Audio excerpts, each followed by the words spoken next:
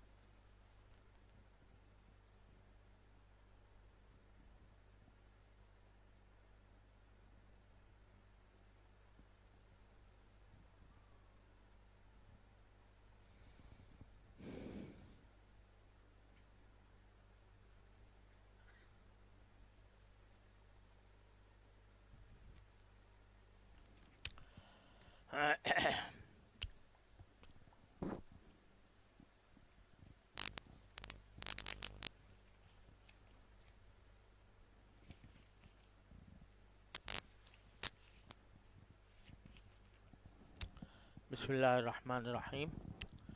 الحمد لله رب العالمين، والصلاة والسلام على رسوله الكريم وعلى آله وأصحابه أجمعين وعلى كل من تبعهم بإحسان إلى يوم الدين. أعوذ بالله من الشيطان. بسم الله الرحمن الرحيم. الف لام را كتاب أحكمت آياته ثم فصلت من لدن حكيم خبير. ألا تعبدوا إلا الله إنني لكم منه نذير وبشير. وأن استغفروا ربكم ثم توبوا إليه يمتعكم متاعا حسنا إلى أجل مسمى ويؤتي كل ذي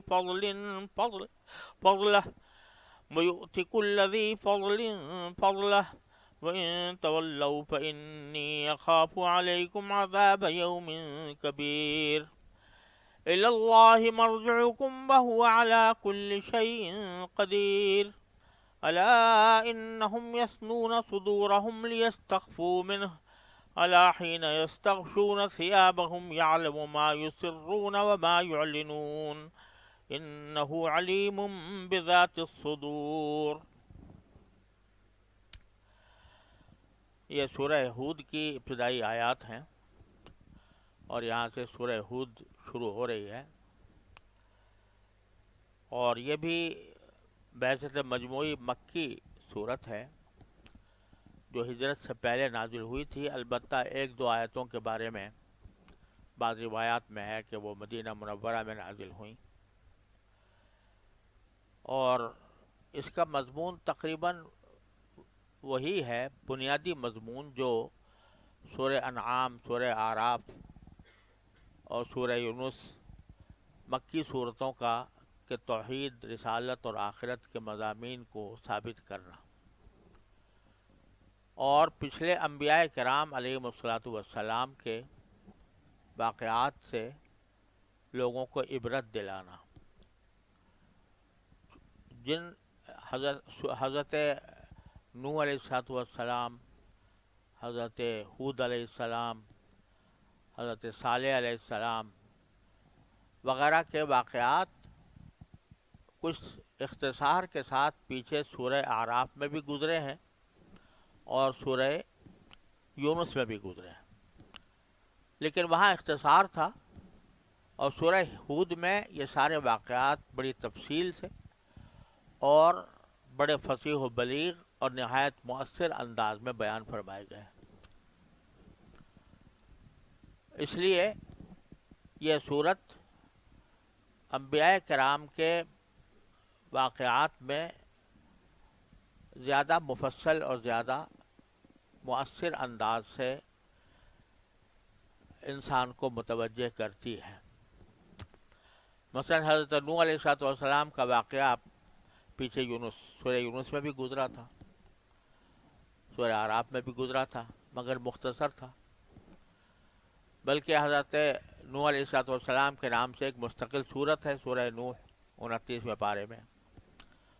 لیکن جتنی تفصیل سے اس صورت میں حضرت نوح علیہ السلام کا واقعہ بیان ہوا ہے اتنی تفصیل سے کسی اور صورت میں نہیں ہوا. اور اس کے کچھ فضائل بھی ہیں. ایک حدیث میں رسول کریم صلی اللہ علیہ وسلم سے مروی ہے کہ آپ نے فرمایا کہ جمعہ کے دن سورہ ہود پڑھا کرو. سورہ کہف پڑھنے کی روایت تو بہت ہی مشہور ہے اور معمول بھی رہا ہے علماء کا، بزرگوں کا، ہر جمعہ میں سورہ کہف پوری پڑھتے ہیں. لیکن ابو داؤد کی ایک روایت میں مرسلن یہ مروی ہے کہ رسول کریم صلی اللہ علیہ وسلم نے فرمایا کہ جمعہ کے دن سورہ ہود پڑھا کرو. اور ایک روایت اور ہے جس میں یہ مروی ہے کہ حضرت صدیق اکبر رضی اللہ تعالیٰ عنہ نے نبی کریم صلی اللہ علیہ وسلم سے ذکر کیا کہ آپ کے بالوں میں کچھ بال سفید آنے لگے تھے.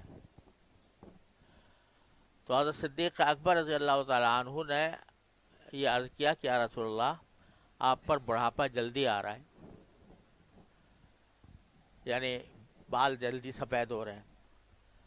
تو آپ نے اس کے جواب میں فرمایا قد شیبتنی ہود، مجھے سورہ ہود نے بوڑھا کر دیا.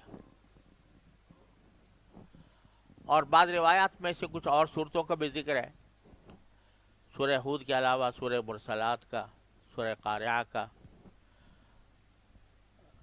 اور بعض روایات میں سورہ ہود ہی کا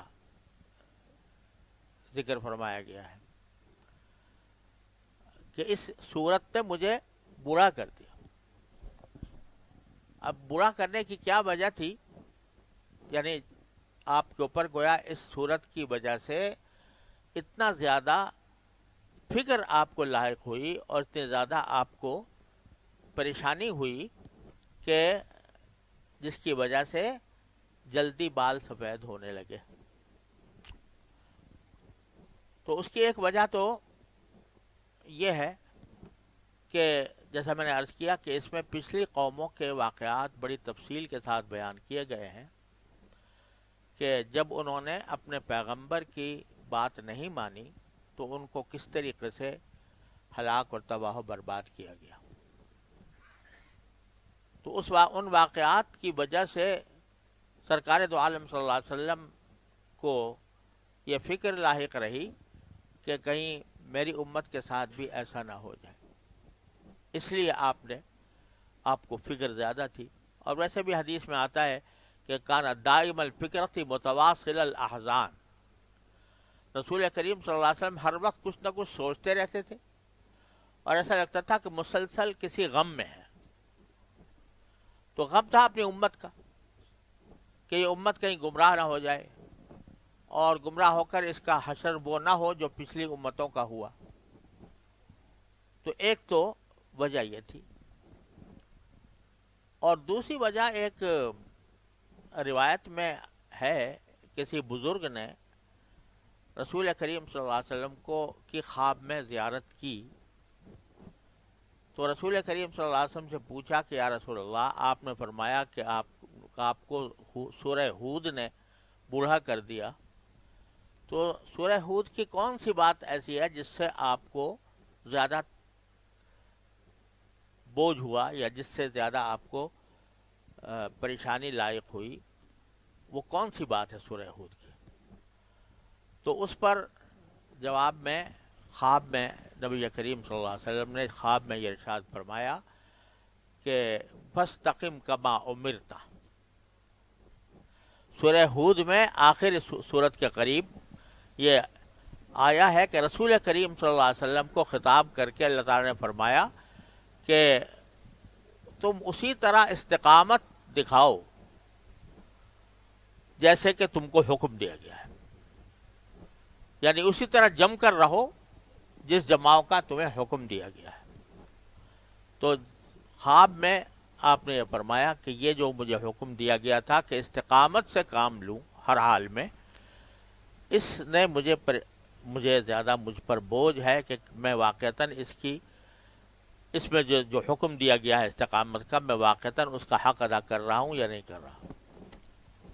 لیکن ایک خواب کی بات ہے، ایک بزرگ سے منقول ہے، لیکن اس پر کوئی بہت بڑا اعتماد بھی نہیں کیا جا سکتا۔ لیکن بہرحال سرکار دو عالم صلی اللہ علیہ وسلم کو اس صورت کی وجہ سے کافی تشویش لاحق رہی، اور وہ تشویش تھی اپنی امت کی کہ وہ گمراہ نہ ہو، اور اس بات کی بھی کہ میں اپنے ان فرائض کو صحیح طریقے سے انجام دوں جن فرائض کے لیے مجھے بھیجا گیا۔ تو یہ ہے سورہ ہود، اور اس کی میں نے ابتدائی آیتیں ابھی آپ کے سامنے تلاوت کی ہیں۔ پہلے ان کا ترجمہ کر لیتے ہیں، پھر انشاءاللہ اس کی تھوڑی سی تشریح عرض کرنے کی کوشش کی جائے گی۔ الف لام را، یہ وہ کتاب ہے جس کی آیتوں کو مضبوط کیا گیا ہے، پھر ایک ایسی ذات کی طرف سے ان کو تفصیل کے ساتھ بیان کیا گیا ہے جو حکمت کی مالک اور ہر بات سے باخبر ہے۔ یہ کتاب پیغمبر کو حکم دیتی ہے کہ وہ لوگوں سے یہ کہیں کہ اللہ کے سوا کسی کی عبادت نہ کرو، میں اس کی طرف سے تمہیں آگاہ کرنے والا اور خوشخبری دلانے والا ہوں، اور یہ ہدایت دیتا ہوں کہ اپنے پروردگار سے گناہوں کی معافی مانگو، پھر اس کی طرف رجوع کرو، وہ تمہیں ایک مقرر وقت تک زندگی سے اچھا لطف اٹھانے کا موقع دے گا، اور ہر اس شخص کو جس نے زیادہ عمل کیا ہوگا اپنی طرف سے زیادہ اجر دے گا، اور اگر تم نے منہ موڑا تو مجھے تم پر ایک بڑے دن کے عذاب کا اندیشہ ہے۔ اللہ ہی کے پاس تمہیں لوٹ کر جانا ہے، وہ ہر چیز کی پوری قدرت رکھتا ہے۔ دیکھو یہ کافر لوگ اپنے سینوں کو اس سے چھپنے کے لیے دوہرا کر لیتے ہیں۔ یاد رکھو جب یہ اپنے اوپر کپڑے لپیٹتے ہیں، اللہ ان کی وہ باتیں بھی جانتا ہے جو یہ چھپاتے ہیں، اور وہ بھی جو یہ اعلان کرتے ہیں۔ یقیناً اللہ سینوں میں چھپی ہوئی باتوں کا پورا پورا علم رکھتا ہے۔ یہ سورت شروع ہو رہی ہے سب سے پہلے الف لام را سے،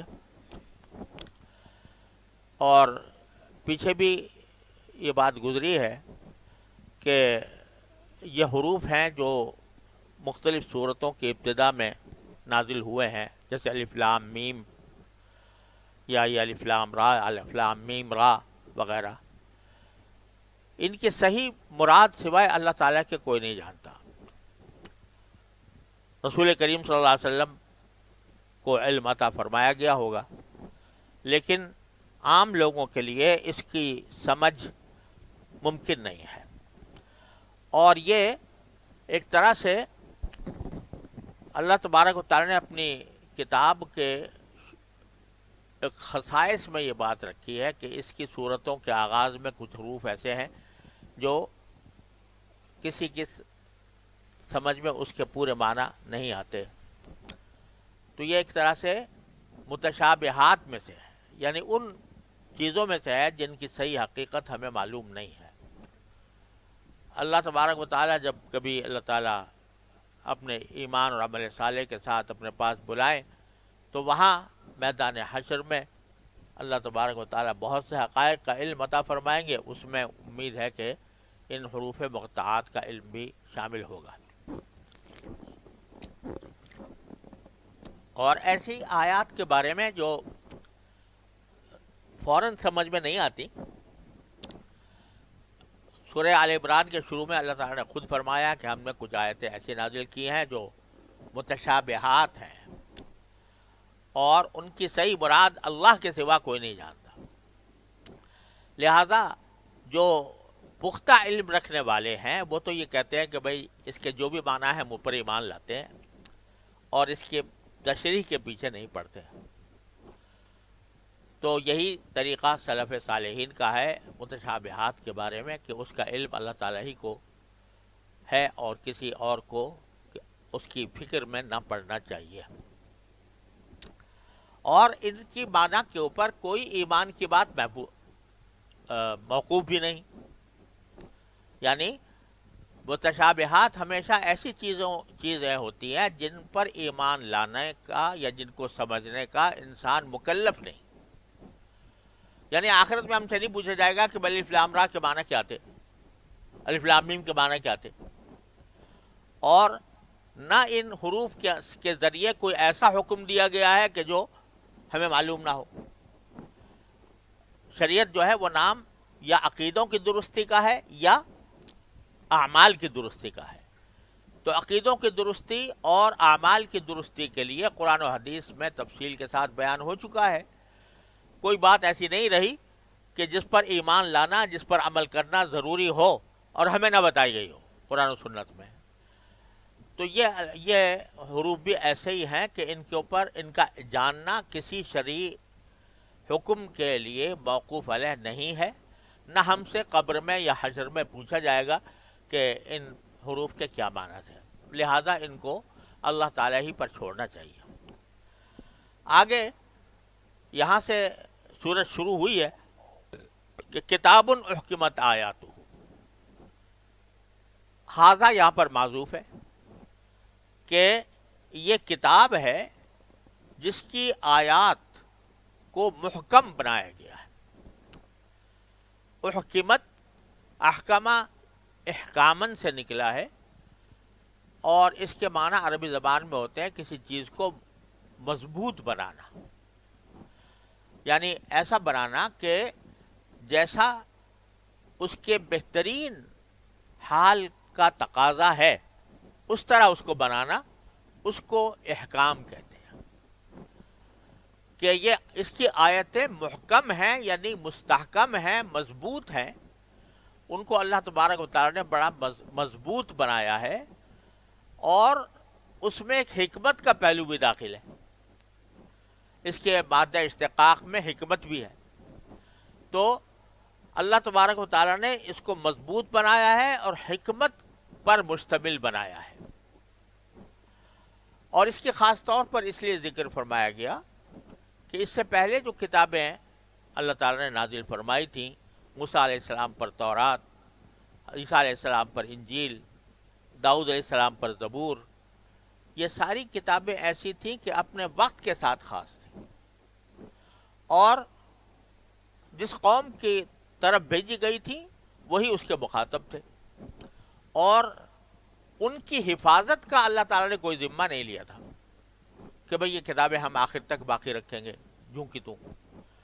چنانچہ وہ باقی نہیں رہی، اور آج جس کو تورات کہا جاتا ہے یا انجیل کہا جاتا ہے یا زبور کہا جاتا ہے، اس کے بارے میں کوئی یہ نہیں کہہ سکتا کہ یہ واقعی تورات اور انجیل اور زبور ہے، بخلاف قرآن کریم کے کہ یہ قیامت تک باقی رہنے والی ہے. تو احکمت آیاتہ، اس کی آیتیں مضبوط بنائی گئی ہیں، حکمت کے ساتھ مضبوط بنائی گئی ہیں. یعنی یہ آیتیں اب آئندہ قیامت تک انسان کی رہنمائی کریں گی، اور یہ کبھی بھی ختم نہیں ہوں گی اور کبھی بھی یہ ضائع نہیں ہوں گے. ایک تو بات یہ صفت اس کتاب کی یہ ہے کہ اس کو مستحکم بنایا گیا، مضبوط بنایا گیا اس کی آیتوں کو. ثم فصلت، پھر دوسرا وصف اس کا یہ ہے کہ اس میں تفصیل کے ساتھ بیان کیا، جو بیان ہے وہ تفصیل کے ساتھ کیا گیا ہے.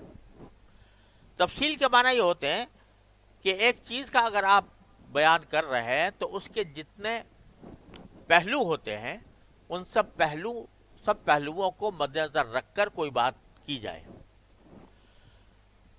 جب بھی کوئی آدمی کسی موضوع پر بات کرتا ہے تو اس موضوع کے کچھ پہلو ہوتے ہیں، اور ان الگ الگ پہلوؤں کو جب بیان کیا جاتا ہے تو عام طور سے کتابوں کے اندر فصل کا لفظ لکھا ہوتا ہے. یہ مانا یہ کہ پچھلے پہلو سے یہ ایک مختلف پہلو ہے جو یہاں سے بیان ہو رہا ہے. تو آیات کے اندر تفصیل ہونے کا معنی یہ ہے کہ جو کچھ بھی باتیں فرمائی گئی ہیں وہ اس کے مختلف پہلوؤں کو جمع کر کے بیان فرمائی، جامعیت کے ساتھ بیان کی گئی ہیں.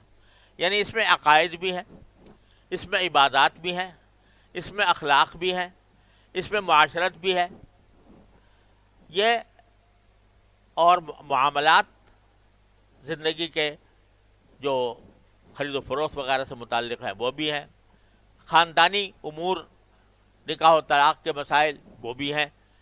تو ہر چیز کی تفصیل بیان کی گئی ہے اس میں.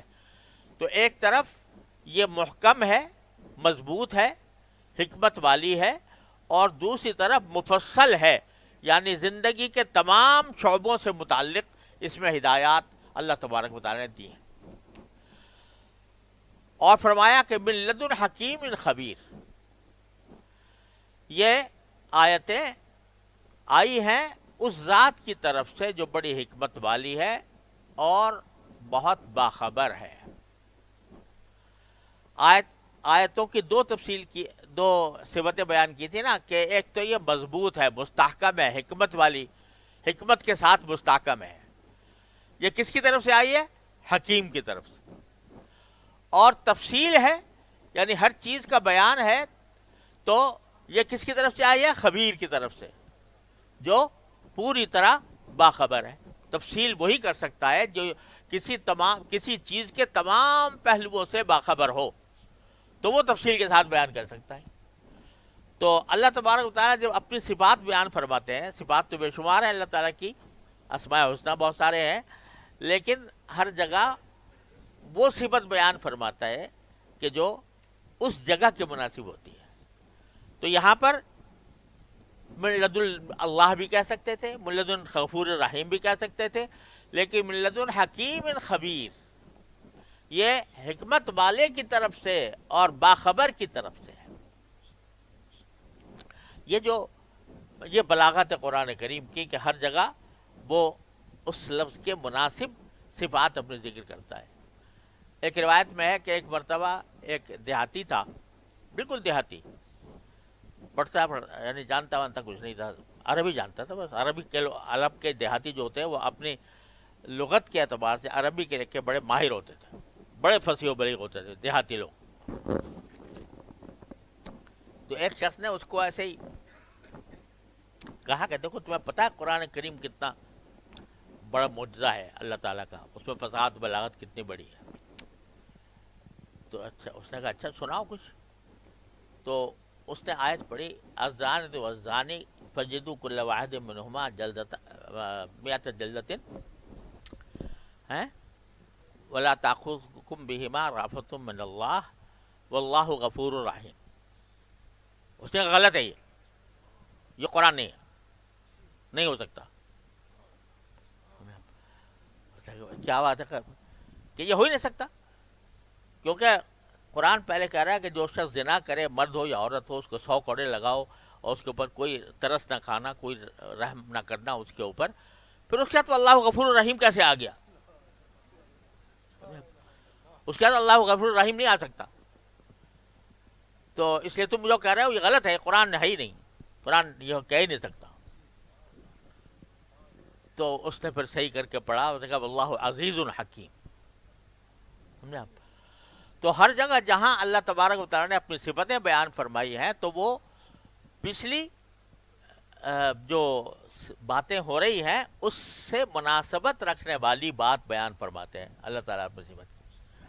تو یہاں فرمایا کہ حکیم اور خبیر کی طرف سے یہ آیات نازل ہوئی ہیں. حکیم ہے لہذا اس کی ہر بات حکمت والی ہے، احکمت آیاتہ، اور خبیر ہے لہذا فصلت، وہ تفصیل کے ساتھ تمام پہلوؤں کو بیان فرماتا ہے. اب اس ساری کتاب کا خلاصہ 2 لفظوں میں بیان کر دیا، اللہ تعبدوا الا اللہ. یہ کتاب کس لیے آئی ہے؟ یہ تم لوگوں کو ہدایت دینے کے لیے کہ اللہ کے سوا کسی کی عبادت نہ کرنا، اللہ کے سوا کسی کی عبادت نہ کرنا. بنیادی پیغام سارے اسلام کا اور سارے قرآن کا بنیادی پیغام اسی میں پوشیدہ ہے، اللہ کے سوا کسی کی عبادت نہ کرنا. اور جیسا پہلے بھی عرض کیا ہے کہ عبادت کا مطلب صرف یہی نہیں ہے نماز، روزہ، حج، زکوٰۃ وغیرہ، بلکہ عبادت کا لفظ بڑا عام ہے. اس کا معنی ہے بندگی، یعنی اس بات کا اعتراف کہ میں اللہ کا بندہ ہوں. جب بندہ ہو تو پھر وہ اللہ کے ہر حکم کا تابع اور فرما بردار ہونا ضروری ہے. بندہ اصل میں کہہ دیتے غلام کو پہلے. آج کل غلام تو ہے نہیں، لہذا غلام کی صحیح صورت بھی لوگوں کے ذہن میں نہیں آتی. جو غلام ہوتا تھا پہلے زمانے میں تو اس کا جو آقا ہوتا تھا وہ اس کا مالک ہوتا تھا. اسے جو چاہے حکم دے دے وہ کرنے پر مجبور تھا. اگر اس سے جھاڑو پھیرو تو جھاڑو لگاتا، اگر اس سے کہے بھائی کھانا پکاؤ وہ کھانا پکائے گا، اگر اس سے کہے تم فلاں صوبے کے حکمران ہو وہاں جا کے حکمرانی کرو تو وہ کرے گا. مطلب ہے کہ ہر قسم کے حکم کا پابند ہوتا تھا غلام، لیکن ہوتا تھا پھر بھی انسان، اور اس کا آقا اس کا پیدا کرنے والا نہیں ہوتا تھا. اس کو خرید لیا تھا کہیں سے اس نے، لیکن اس کا پیدا کرنے والا نہیں تھا. پھر بھی اس پر مجبور ہوتا تھا کہ جو آقا کہے گا وہی کرے گا. لیکن اللہ کی بندگی، اللہ تبارک و تعالی خالق ہے، مالک ہے، ہماری ساری زندگی کا پیدا کرنے والا وہ ہے. لہذا اس کی بندگی یہ ہے کہ اس کے ہر حکم کی اطاعت کی جائے. تو اللہ تعبدو الا اللہ، اللہ کے سوا کسی کی عبادت نہ کرو. یعنی اللہ کے حکم کے خلاف اگر کوئی تم سے کہے کہ فلاں کام کرو تو وہ نہیں کرنا، کیونکہ بندگی اسی کی کرنی ہے، اس کے سوا کسی کی نہیں کرنی. اسی لیے فرمایا گیا لا طاعت لمخلوق فی معصیت الخالق. خالق کی معصیت میں کسی مخلوق کی اطاعت نہیں ہے، چاہے وہ بادشاہی کیوں نہ ہو، چاہے وہ حکمرانی کیوں نہ ہو. کسی گناہ کے کام میں اگر گناہ کام پر مجبور کرے تو اطاعت نہیں ہے اس کی. اللہ تو سارے دین کا خلاصہ یہ ہو گیا اللہ تعبدو الا اللہ، کہ اللہ کے سوا کسی کی عبادت نہ کرو. عبادت میں طاعت بھی شامل ہے. پھر آگے رسول کریم صلی اللہ علیہ وسلم کو ایک طرح سے خطاب ہے کہ جب تم یہ کتاب لوگوں کو سناؤ تو پہلے سے ان کو بتا دو کہ میری بھیجنے کی کیا حقیقت ہے اور میں کیا ہوں، تمہارے پاس کس حیثیت سے آیا ہوں. فرمایا اننی لکم من نذیر و بشیر. پیغمبر سے فرمایا گیا صلی اللہ علیہ وسلم کہ آپ ان لوگوں سے کہہ دیجئے کہ میں تمہیں اس سے یعنی اللہ سے کی طرف سے، اللہ کی طرف سے تمہیں ڈرانے والا بھی ہوں اور خوشخبری دینے والا بھی ہوں. دو صفتیں بیان فرمائیں رسول کی، ہر رسول کی، اور نبی کریم صلی اللہ علیہ وسلم کے خاص طور پر. ایک نذیر، ایک بشیر. نذیر کے لفظی معنی ہوتے ہیں ڈرانے والا، لیکن عربی زبان کی وسعت ایسی ہے کہ ہم اردو میں جب ترجمہ کرتے ہیں تو ہمارے پاس کوئی اور لفظ ملتا نہیں ڈرانے کے سوا، آگاہ کرنے کے سوا، متنبہ کرنے کے سوا کوئی اور لفظ ملنا مشکل ہوتا ہے. لیکن عربی زبان میں نذیر اس شخص کو کہتے ہیں جو کسی کو شفقت کی بنا پر کسی انجام سے ڈرائے. ایک تو ہوتا ہے نا کسی سے کوئی سانپ بچھو ہے وہ ڈرا رہا ہے، کوئی درندہ ہے وہ آ کے ڈرا رہا ہے، تو وہ یہ ڈرا رہا ہے کہ میں تجھے تکلیف پہنچا دوں گا، تجھے مار دوں گا، تجھے قتل کر دوں گا. اور ایک وہ ہے جو شفقت کے ساتھ کسی کو ڈراتا ہے. باپ بیٹے کو، بیٹا یہ آگے اس کے پاس مت جانا، بیٹا یہ چاقو ہے اس کو غلط استعمال نہ کر لینا. تو یہ جو شفقت کے ساتھ ڈرانے والا ہوتا ہے اس کو نذیر کہتے ہیں. اور ویسے اب ڈرانے والا کا ایک مفہوم دہشت گرد بھی ہے. دہشت گرد کے کیا معنی؟ لوگوں میں دہشت پھیلانے والا، سمجھے، وہ دہشت گرد ہو جاتا ہے، سمجھے. لیکن نذیر کہا جائے گا کس کو؟ جو شفقت کے ساتھ ڈرائے. تو رسول اور پیغمبر، خاص طور پر نبی کریم سرورت عالم صلی اللہ علیہ وسلم، آپ نذیر تھے کہ شفقت کی بنیاد پر لوگوں کو ڈراتے تھے کہ اگر تم یہ غلط کام کرو گے اور صحیح عقیدہ نہیں رکھو گے تو تمہیں بہت خطرناک انجام کا سامنا کرنا پڑ سکتا ہے. چنانچہ جب سرکار دو عالم صلی اللہ علیہ وسلم کو حکم ہوا پہلی بار کہ آپ فصدع بما تؤمر، آپ کو جو دین کا حکم دیا جا رہا ہے وہ سب کے سامنے کھل کر بیان کیجئے، یعنی دعوت آپ پر فرض کی گئی، تو آپ کوئی سبھا پر چڑھ، اور کوئی بھی سبھا پر چڑھ کر اپنے سارے خاندان کو جمع کیا، اپنے خاندان کو سب سے پہلے، اور جمع کر کے آپ نے ان سے فرمایا کہ پہلے یہ بتاؤ مجھے کہ اگر میں تمہیں یہ اس وقت یہ کہوں کہ اس پہاڑ کے پیچھے ایک دشمن کی فوج ہے جو تم پر حملہ کرنا چاہتی ہے، تو تم میری بات کو مانو گے نہیں مانو گے؟ سب نے کہا ضرور مانیں گے، آپ تو صادق اور امین، ہم مانتے ہیں آپ کو، شروع سے کبھی آپ نے کوئی غلط بات نہیں کی، اگر آپ یہ بتائیں گے کہ پیچھے کوئی دشمن حملہ آور ہونے والا ہے تو ہم مان لیں گے اس کو. کہا کہ میں دشمن کا سے تو تمہیں نہیں ڈرا رہا، لیکن ایک بڑا سخت عذاب آنے والا ہے مرنے کے بعد. میں انی نذیر لکم بین یدی عذاب شدید، میں تمہیں ڈرا رہا ہوں اس عذاب سے جو بڑا سخت عذاب آ سکتا ہے تم پر اگر تم نے میری بات نہ مانی، توحید کی بات نہ مانی. تو وہاں بھی لفظ نذیر کا استعمال فرمایا کہ میں شفقت، جیسے اپنے قوم کو ڈرایا جاتا ہے کہ بھئی فلاں دشمن حملہ کر دے گا، بچاؤ کا سامان کرو، اس طریقے سے شفقت کے ساتھ آپ نے لوگوں کو آگاہ کیا. تو فرمایا نذیر ہوں، میں بتا دو لوگوں کو میں نذیر ہوں اور بشیر ہوں. بشیر کے معنی خوشخبری دینے والا، یعنی ایک طرف نذیر ہوں کہ اگر تم نے میری بات نہ مانی تو میں تمہیں ڈراتا ہوں جہنم کے عذاب سے، اور اگر تم نے میری بات مان لی تو میں خوشخبری دینے والا ہوں. خوشخبری کیا دینے والا ہوں؟ کہ تمہیں اللہ تبارک و تعالیٰ کے پاس جا کر بڑا اجر و ثواب ملے گا، تمہیں بہت عظیم انعام ملے گا، اس فانی زندگی کے مقابلے میں ابدی زندگی حاصل ہوگی اور عیش و آرام کی زندگی ہوگی. تو ایک تو میں تمہارے لیے نذیر ہوں اور بشیر ہوں. وَأَنِ اسْتَغْفِرُوا رَبَّكُمْ، اور میں یہ پیغام دینے کے لیے آیا ہوں کہ تم اپنے پروردگار سے معافی مانگو. یعنی پچھلی جو تمہاری زندگی گزری ہے اس سے معافی مانگو کہ تم نے اللہ کے علاوہ دوسرے بتوں کی عبادت شروع کر رکھی تھی.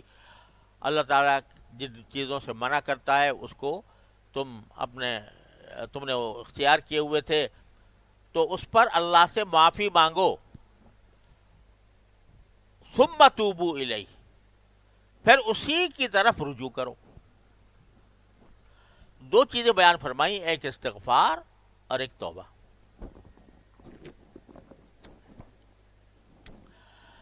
یہ نبی کریم سرورت عالم صلی اللہ علیہ وسلم کی بنیادی دعوت کا بیان ہو رہا ہے کہ آپ کی بنیادی دعوت کیا ہے. یہ بتا دیا کہ ایک طرف میں نذیر ہوں، ایک طرف میں بشیر ہوں، اور نذیر اور بشیر ہونے کا تقاضا یہ ہے کہ میں تم سے یہ کہوں کہ اپنے پچھلے ماضی سے استغفار کرو، اللہ تعالیٰ سے معافی مانگو، اور ثم توبوا الیہ، پھر اسی سے رجوع کرو، توبہ کرو. توبہ کے لفظی معنی ہوتے ہیں رجوع کرنا، یعنی کسی سے رجوع کر کے اس سے کوئی مدد چاہنا، جس میں معافی بھی داخل ہے. تو دو لفظ استعمال ہوئے، ایک استغفار اور ایک توبہ، کہ میرے نذیر و بشیر ہونے کا تقاضا یہ ہے کہ میں تم کو ایک طرف یہ کہتا ہوں کہ اپنی پچھلی زندگی پر تو استغفار کرو اور آئندہ زندگی کے لیے توبہ کرو. یعنی استغفار اس بات کا ہوتا ہے کہ یا اللہ مجھ سے فلاں غلطی ہو گئی، مجھے معاف فرما دیجیے. اور توبہ یہ بات ہوتی ہے کہ یا اللہ آئندہ نہیں کروں گا یہ کام. تو دو کام کر لو، پچھلے ماضی پر استغفار اور مستقبل کے لیے توبہ. یہ کام کر لو گے تو میرے نذیر اور بشیر ہونے کا پورا فائدہ تم اٹھا لو گے، جس کی تفصیل آگے آ رہی ہے. تو استغفار اور توبہ یہ پہلا قدم ہے انسان کی اصلاح کا. اگر ایک شخص کفر میں مبتلا ہے، اللہ بچائے، اس کا اصلاح کا کیا راستہ ہے کہ پہلے اپنے کفر پر استغفار کرے اور پھر آئندہ کے لیے یہ عزم کرے کہ میں دوبارہ کفر کی طرف نہیں لوٹوں گا. اگر ایک شخص کوئی بہت گناہ کا ارتکاب کیے ہوئے ہے، زندگی اس نے گناہوں میں گزاری ہے، اس کا بھی کام پہلا کیا ہوگا کہ اپنی پچھلی زندگی کے تمام کاموں سے اللہ تبارک و تعالیٰ کے حضور معافی مانگے. اور آئندہ کا کام کیا ہوگا کہ توبہ، یعنی آئندہ یہ عزم کرنا، اللہ تعالیٰ سے رجوع رکھنا کہ یا اللہ میں آئندہ یہ کام نہیں کروں گا. اور اگر کر لیا تو دوبارہ میں استغفار کروں گا، پھر آپ کی طرف رجوع کروں گا. یہ سارے دین کا حاصل ہے، ساری دعوت کا حاصل ہے، استغفار اور توبہ. تو یہ خلاصہ بیان فرما دیا کہ استغفروا ربکم، اپنے پروردگار سے استغفار کرو اور پھر توبہ کرو، یعنی توبہ آئندہ کے لیے عزم کرو. اب دیکھو ذرا یہاں پر کہ ماضی کے لیے تو کہہ دیا استغفار کرو، اور آئندہ کے لیے کہہ دیا کیا کرو، توبہ کرو اور اسی طرف رجوع رکھو. اب توبہ کے اندر مشکل یہ، اردو کے اندر جب ہم ترجمہ کرتے ہیں تو ایک لفظ سے سارے مفہوم شامل نہیں ہوتے. رجوع کرنے کا مفہوم بھی اس میں داخل ہے کہ جب میں عزم کر رہا ہوں اور مزم بھی کر رہا ہوں، اے اللہ آپ سے رجوع کر کے کہ آپ بھی مجھے بچائیے گا اس گناہ سے. سمجھے نا؟ تو یہ دو کام کرو، ماضی پر استغفار، آئندہ کے لیے توبہ. اب ہوتا کیا ہے، ہم لوگ جیسے نا جو بے فکر اللہ بچائے غفلت میں رہتے ہیں، تو یا تو ماضی میں پڑے رہتے ہیں کہ یا اللہ میں نے اتنے سارے گناہ کیے ہیں، کہاں میری کیسے نجات ہوگی، ہے نا؟ یا مستقبل میں پڑے رہتے ہیں آگے میں کیا، میرا کیا بنے گا، میں کس طریقے سے زندگی گزاروں گا، میں کس طرح دیندار بنوں گا، جس طرح دین کیا کام پہ عمل کروں گا. تو ماضی کی فکر میں پڑھ کر اور مستقبل کی فکر میں پڑھ کر حال کو بھول جاتے ہیں. اور بزرگ یہ کہتے ہیں اصلاح کا راستہ یہ ہے کہ ماضی کی فکر چھوڑو استغفار کر کے، اور مستقبل کی فکر چھوڑو توبہ کر کے، حال کو درست کر لو. اس وقت کی تم سے کیا تقاضا ہے وہ تقاضا پورا کر لو، اور اس تقاضا کو پورا کرنے کے لیے اللہ کی طرف رجوع کرو. یا اللہ میں یہ اس سے گزر رہا ہوں، میرے سے اب مطالبہ اس وقت یہ ہے، یا اللہ مجھے مطالبہ پورا کرنے کی توفیق عطا فرما دے. تو ماضی پر استغفار اور مستقبل کے لیے توبہ، یہ بنیادی دعوت دی جا رہی ہے نبی کریم صلی اللہ علیہ وسلم. اور خود سرکار دو عالم صلی اللہ علیہ وسلم فرماتے ہیں کہ میں دن میں 70 مرتبہ استغفار کرتا ہوں. وہ ذات جس سے گناہ کبھی سرزد ہو ہی نہیں سکتا، معصوم ہے، وہ بھی استغفار کرتے ہیں روز، ہر روز. اور اس کی وجہ یہ ہے کہ یعنی استغفار جو ہے در حقیقت یہ ہر انسان کی شرافت کا تقاضا ہے، شرافت کا تقاضا ہے. شرافت کا تقاضا کیوں؟ کہ اگر اللہ تعالیٰ کے انعامات کو دیکھو جو ہر وقت انسان کے اوپر بارش کی طرح برس رہے ہیں، یہ آنکھیں کام کر رہی ہیں، کان کام کر رہے ہیں، زبان کام کر رہی ہے، ہاتھ پاؤں چل رہے ہیں، سانس چل رہا ہے، دل دھڑک رہا ہے، ایک ایک نعمت ایسی ہے کہ اگر اس پر آدمی ساری زندگی شکر ادا کرنا چاہے تو حق کے شکر پھر بھی ادا نہیں ہو سکتا ہے نا. اتنی نعمتیں اللہ نے دے رکھی ہیں. تو جب اتنی نعمتیں دے رکھی ہیں اس نعمت کا تقاضا تو یہ تھا کہ آدمی بس اللہ ہی کا ہو رہے, سجدے میں پڑا رہے, اللہ کا شکر ادا کرتا رہے. لیکن اسی نے اجازت دے دی ہے دوسرے کاموں کی بھی, تو اس میں ہم لگے رہتے. تو شرافت کا تقاضا یہ ہے کہ جو اصل جس نے سب کچھ نعمتیں بخشی ہیں ہر وقت اس کا شکر ادا کرتے, ہر وقت اس کے اطاعت اور عبادت میں لگے رہتے. اس نے ہمیں عبادت کے لیے پیدا کیا تھا, ہر وقت عبادت میں لگے رہتے, لیکن ہم سے نہیں ہو رہا وہ.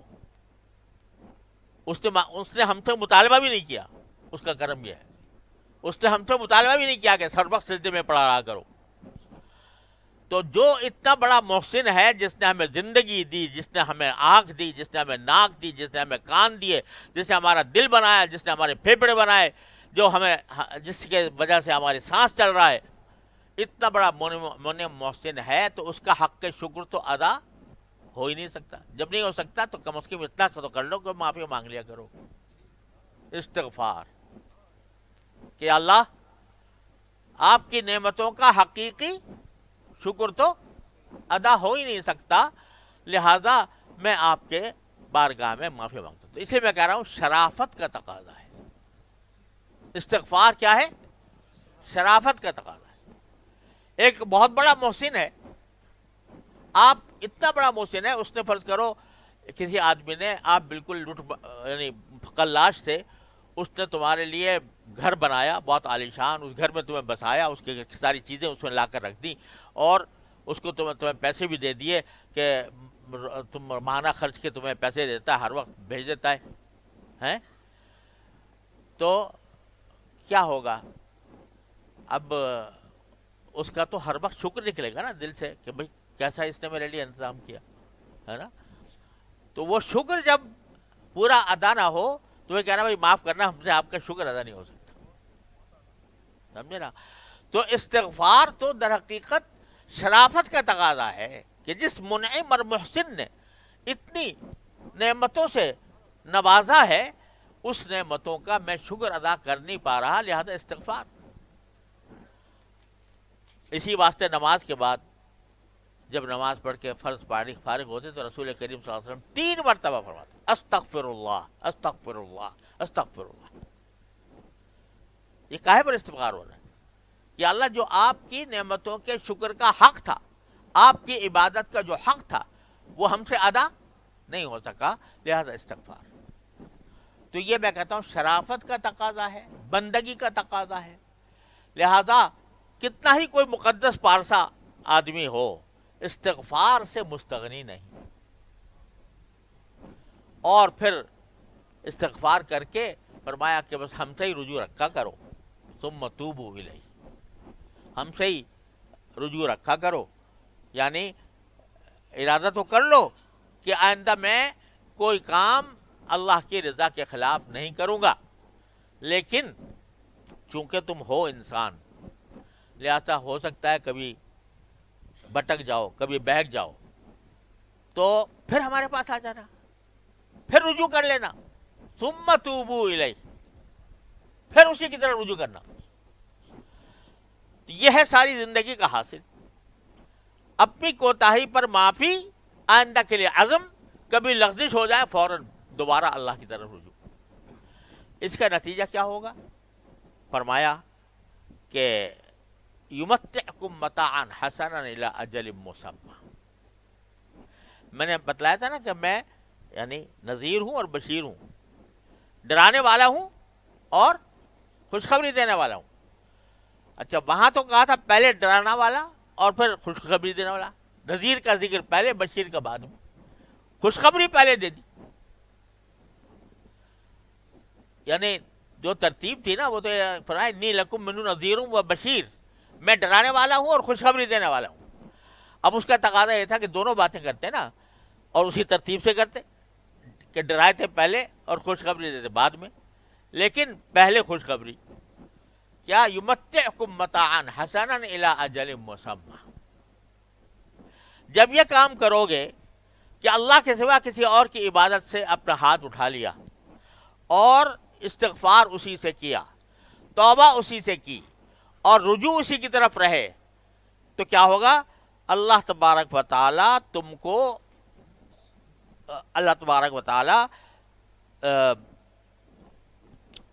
ایک مقرر وقت تک زندگی سے اچھا لطف اٹھانے کا موقع دے گا۔ یعنی دو خوشخبریاں، ایک دنیا کی، ایک آخرت کی۔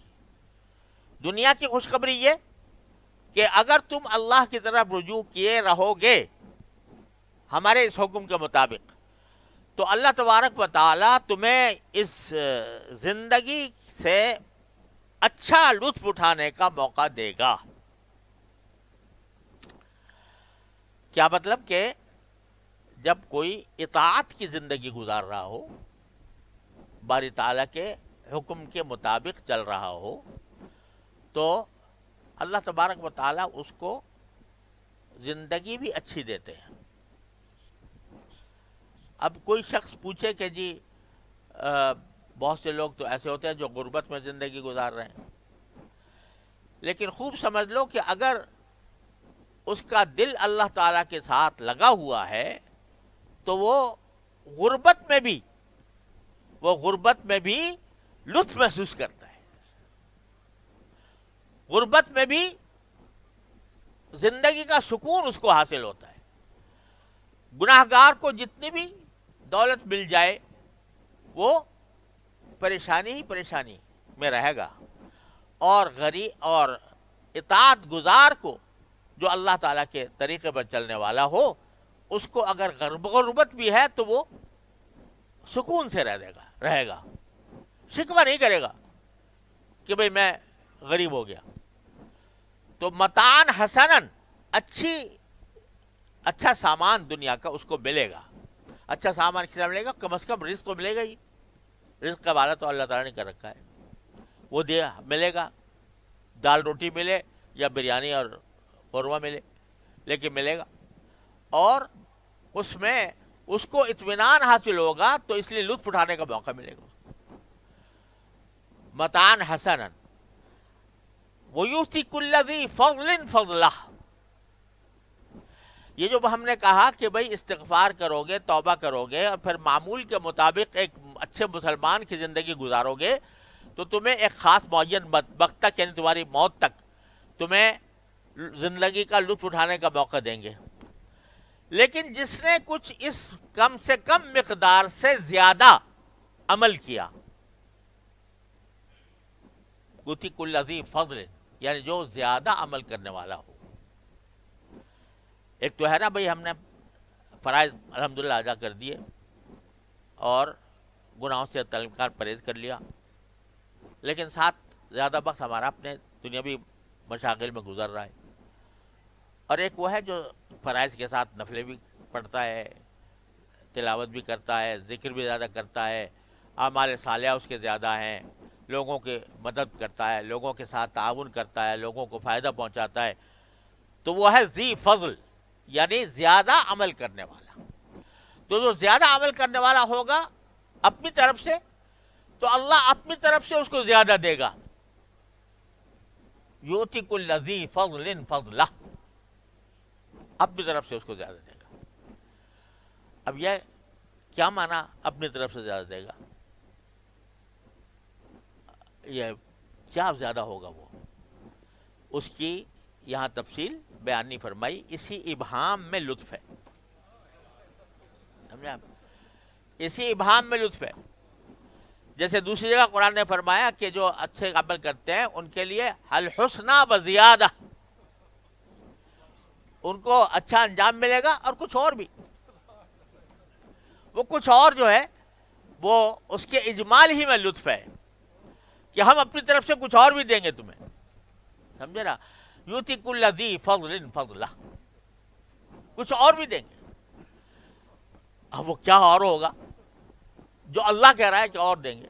وہ کیا ہوگا اس کا ہم تصور نہیں کر سکتے۔ تو یہ فضل کا ایک معنی تو یہ ہے کہ آخرت میں اس کے درجات بلند ہوں گے پتہ نہیں خدا جانے کیا دے گا اللہ میاں اس کو، اپنا فضل دے گا. ایک تو معنی یہ ہے. دوسرے یہاں دنیا کے اندر بھی جب کوئی شخص اللہ تعالیٰ کی اطاعت میں اپنے اوقات زیادہ صرف کرتا ہے، اور اطاعت میں یہ بات داخل ہے کہ تعلق ہو اللہ تبارک و تعالیٰ سے، وہ مضبوط ہو جائے، کہ اللہ تعالیٰ دل میں گھر کر جائے، اور اللہ تبارک و تعالیٰ کا چلتے پھرتے اٹھتے بیٹھتے ہر وقت انسان کے دل میں اللہ تعالیٰ کی یاد ہو، تو پھر اسی دنیا میں اپنا فضل عطا فرما دیتا ہے. کیا اپنا فضل عطا فرما دیتا ہے؟ کہ پھر وہ ساری دنیا سے بے نیاز ہو جاتا ہے، اور ساری دنیا سے بے نیاز ہو کر وہ خالص تعلق با اللہ کی مضبوطی کی زندگی گزارتا ہے. تو جو زیادہ عمل کرے گا اس کو اللہ کی طرف سے فضل ملے گا، اللہ تعالیٰ کی طرف سے زیادتی ملے گی، دنیا میں بھی اور آخرت میں بھی. یہ ہوئی خوشخبری. یؤتی کل ذی فضل فضلہ. اب سنو ڈرانے والی بات، نذیر والی. وہ ان تولوا، اور اگر تم نے میری اس بات سے منہ موڑا، فإنی اخاف علیکم عذاب یوم کبیر، تو مجھے تمہارے پر اندیشہ ہے ایک بڑے دن کے عذاب کا. اور خوب سمجھ لو، چاہے تم خوشخبری والی زندگی گزارو چاہے یہ ڈرانے والی زندگی گزارو، الی اللہ مرجعکم، اللہ ہی کی طرف تمہیں لوٹنا ہے. تو پہلی صورت میں جب اللہ کے پاس لوٹنا ہے تو تمہیں کیا کچھ دے گا، اور دوسری صورت میں اللہ بچائے اس کا عذاب بڑا سخت ہے، عذاب یوم کبیر. تو اللہ ہی کی طرف لوٹنا ہے. یا حسر ہے کہ آخر کار تمہارا انجام جو ہے وہ اللہ تعالیٰ کے پاس جا کر پورا ہوگا. وَهُوَ عَلَى كُلِّ شَيْءٍ قَدِيرٌ، اور وہ ہر چیز پر قادر ہے، ہر چیز پر قادر ہے. یعنی اس پر بھی قادر ہے کہ تمہیں انعامات سے نواز دے، اور اس بات پر بھی قادر ہے کہ تمہیں والعیاذ باللہ عذاب دے دے. حضرت امام راضی رحمۃ اللہ علیہ، اللہ تعالیٰ ان کے درجات بلند فرمائے، وہ فرماتے ہیں جیسے میں نے عرض کیا کہ ہر جگہ اللہ تبارک و تعالیٰ اپنی صفات میں سے وہ صفت ذکر فرماتا ہے جس کا تعلق ماقبل سے کچھ ہوتا ہے. تو یہاں یہ فرمایا کہ جو اطاعت گزار لوگ ہوں گے ان کو تو اللہ تبارک و تعالیٰ اچھی زندگی عطا فرمائے گا، دنیا میں بھی اور آخرت میں بھی. اور جو اللہ بچائے منکر ہوں گے تو ان کو عذاب کا سامنا کرنا پڑے گا. تو ظاہری معنی یہ ہے کہ اللہ تعالیٰ ہر چیز پر قادر ہے، یعنی انعام دینے پر بھی قادر ہے اور عذاب دینے پر بھی قادر ہے. لیکن ایک امام راضی رحمۃ اللہ علیہ فرماتے ہیں کہ یہاں تھوڑا سا ایک نقطہ یہ ہے کہ وہ کہتے ہیں اس جملے کے اندر امید کا پہلو زیادہ ہے اور خوف کا پہلو کم ہے. سمجھے نا؟ کیونکہ جب اللہ تعالیٰ ہر چیز پر قادر ہے تو بھائی جو شخص کے عذاب کا مستحق تھا اس کو جنت دینے پر بھی قادر ہے. تو کوئی آدمی اگر اللہ تعالیٰ کی طرف رجوع کر کے کہے یا اللہ میں ہوں تو خراب آدمی اور گھٹیا آدمی ہوں، گناہ گار ہوں، خطا کار ہوں، لیکن گناہ گار خطا کار ہونے کے باوجود آپ کے رحمت کا امیدوار ہوں، تو ان اللہ وعلی کل شیء قدیر، تو وہ ہر چیز پر قادر ہے. تو اس قدرت کی وجہ سے ایک گناہ گار آدمی جب اپنی عاجزی کا، انکساری کا، اپنی تذلل کا اظہار کرے گا باری تعالیٰ کے سامنے، تو وہ ہر چیز پر قادر ہے، وہ تمہارے گناہوں کو بخش کے تمہیں جنت میں بھی داخل کر سکتا ہے. تو وہ کہتے ہیں کہ بہو علی کل شیء قدیر میں یہ بات بھی داخل ہے. یعنی عذاب تو ہے ہی، وہ عذاب دینے پر قادر ہے بے شک، اور برحق ہے. اگر وہ عذاب دے گا تو کوئی انصاف کے خلاف نہیں ہوگا، لیکن وہ اپنے رحمت کو برسر کار لا کر وہ کسی گناہگار کی دعا بھی قبول کر لے تو یہاں پہنچ کر امام راضی رحمۃ اللہ نے اپنی تفسیر میں بڑی اسی کے حوالے سے اپنے لیے بڑی دعا کی، اپنے اولاد کے لیے، کہ اللہ میں آپ کی یہ ساری زندگی میں نے اس میں گزاری ہے اسی مطالعے میں اور کتابیں پڑھنے میں اور پڑھانے میں، مگر میں کچھ بھی نہیں ہوں، حقیقت میں کچھ بھی نہیں ہوں. میں اپنے سارے عیوب کے بلندے کو آپ کی بارگاہ میں پیش کر کے اس حوالے سے یہ دعا کرتا ہوں کہ اللہ میرے اولاد کو درست کر دیجیے. یہاں پر آ کر یہ ان کے اوپر ایک حال طاری ہوا اور انہوں نے اس کے اوپر یہاں آ کر دعا کی. تو معلوم ہوا، اس لیے وہ کہہ رہے ہیں کہ بہو اعلیٰ کل شعین قدیر میں جو ہے رجا کا پہلو زیادہ ہے، امید کا پہلو زیادہ ہے بنسبت خوف کے. اللہ تعالیٰ عند ظن عبدی بھی، اللہ نے فرمایا کہ میرا بندہ مجھ سے جیسا گمان کرتا ہے میں ویسا ہوتا ہوں. اللہ تعالیٰ ہمیں بھی ایسا ہی بنا دے اپنے رحمت سے. وصلی اللہ تعالیٰ علی خیر خلقہ سیدنا محمد.